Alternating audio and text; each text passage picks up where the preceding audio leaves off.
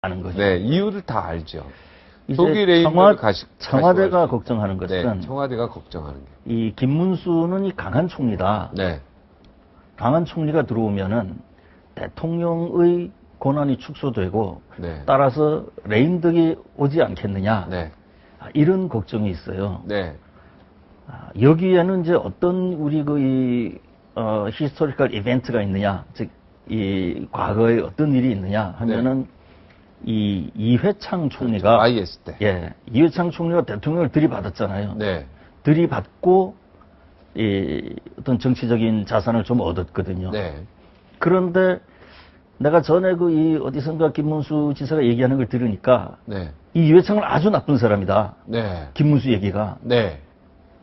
자기 일을 총리로 해준 대통령을 그렇게 들이받고 자기 장사를 해가지고 그것이 어떻게 이 올바른 정치인이며 그것이 어떻게 큰 힘이냐. 야. 얕다. 그러니까 절대 본인은 그럴 생각이 전혀 없다라는 게 반증되는 이야기네요. 그 이회창을 그렇게 자기를 뽑아준 대통령을 어떻게 그렇게 들이받아가지고 자기 그걸 올리느냐. 그것은 옳지 않다. 그건 인간적으로 있을 수 없는 일이다. 네. 근데 이 김문수라는 사람하고 이 박근혜 대통령. 그럼 청와대가 우려하고 있는 그 부분은 걱정할 필요가 없다 이런 얘기네요. 청와대가 우리가 좀 더 두 사람을 네. 이 시대사하고 더불어서 생각을 해보면은 네. 김문수 도지사하고 박근혜 대통령하고는 아주 다른 길을 걸어왔지만 두 사람이 아주 100% 일치하는 부분이 있어요. 뭡니까 그게? 그게 뭔가 하면은 두 사람 다 이 배신에 대한 트라우마가 있다는 거예요. 배신에 대한 트라우마. 배신을 너무너무 싫어한다. 그렇죠. 박근혜 대통령은 배신 너무너무 싫어하는 거 제가 알고 있습니다. 그렇죠. 네. 하도 배신을 많이 당했기 때문에. 그렇죠. 예. 배신의 여왕이 아니라 피배신의 그렇죠. 여왕이라고. 피배신의 예. 여왕이죠. 예. 아버지 때부터요. 네. 아버지를 모셨던 사람들이 본인 김형욱부터 네. 김재규까지 네. 최고 가까운 그 중앙정부 부장들이 다 배신하는 걸 눈앞에서 본인도 배신을 많이 당했고요. 네. 그래서 배신을 너무 싫어합니다. 네. 지금 김기춘 그러니까 요즘에 의리가 대세인데 의리를 아주 중시하죠. 김기춘 비서실장을 죽어도 놓지 않으려고 하는 까닭에 네. 김기춘은 대통령을 위해서는 모든 것을 하는 사람이에요. 의리가 있죠. 의리죠. 네. 개인적 사의가 엄청 강하신 분이고. 예. 뭐 김기춘을 꼭 칭찬만 하지 맙시다. 네, 그러니까 의리가 있으니까 그면은 괜찮아요. 네, 의리 부분에 있어서는 네. 새 정부 들어와 가지고 네.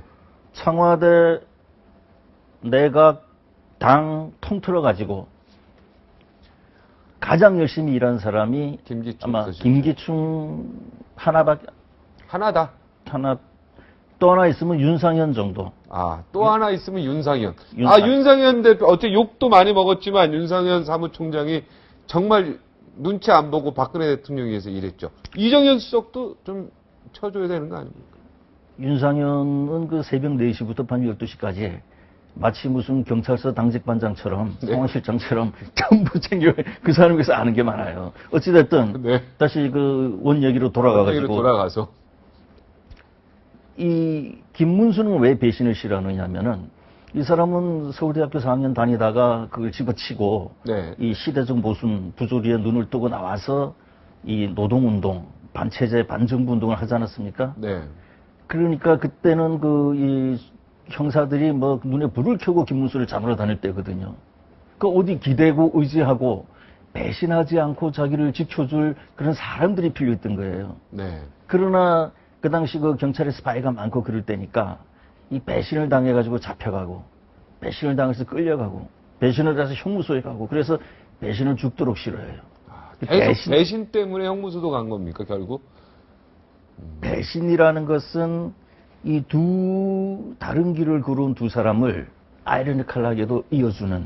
그래서 김문수가 그 이회창의 이 대통령을 대립하는 거 너무 잘못됐다. 총리는 자기를 버리고 혼신의 힘을 다해가지고 일을 해서 대통령을 보좌하는 대통령이 성공했을 때에 자기도 성공하는 거지. 대통령과 길을 따로 가는 총리는 있어서는 안 되고 있을 수도 없다. 그 얘기를 직접 들으셨습니까? 들었어요. 저는 그 당시 가장 우려하는 게 청와대에서 바로 그 부분 아니겠습니까? 저는 지금 언젠간 치고 들이받고 자기 장사를 할 것이다.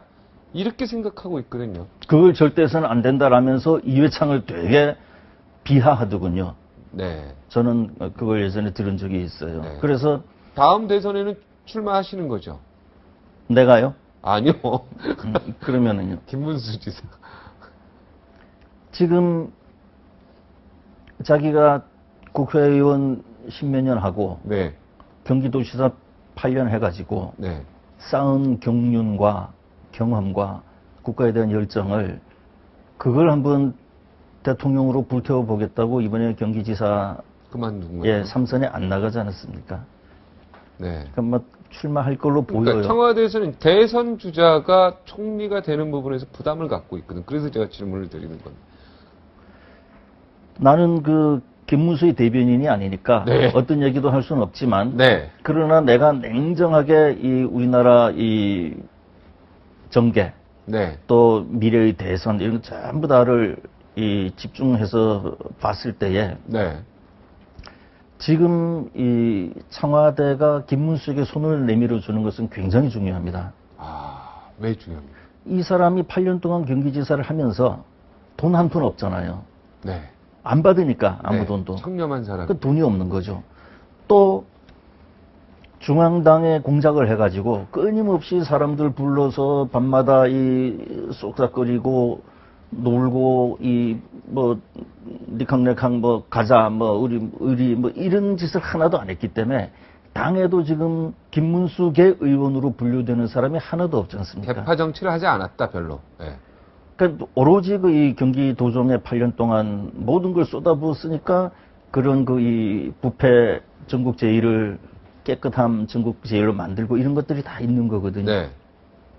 그 술집에서 정치인들에게 쏙닥거리듯 택시 운전하고 이런 거 했으니까 네. 좀 국민들이 그래서 김문수가 총리가 됐으면 하고 바라는 야당도 그렇게 바라는 거거든요.